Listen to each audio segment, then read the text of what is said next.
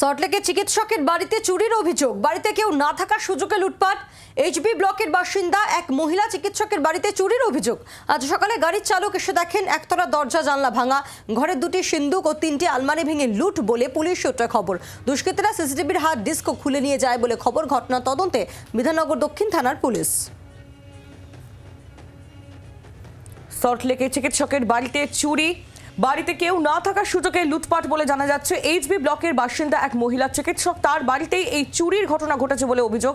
আজ সকালে গাড়ির চালক তিনি যখন যান তখন দেখেন যে একতলার যে দরজা জানলা তা ভাঙা রয়েছে, ঘরের দুটি সিন্দুক এবং তিনটি আলমারি ভেঙে লুট বলে পুলিশ সূত্র মারফত জানা যাচ্ছে।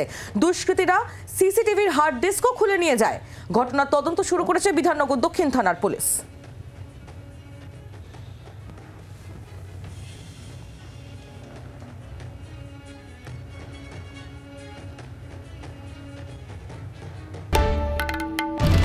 বাংলার আওয়াজ, বাঙালির আবেগ, জি 24 ঘন্টা।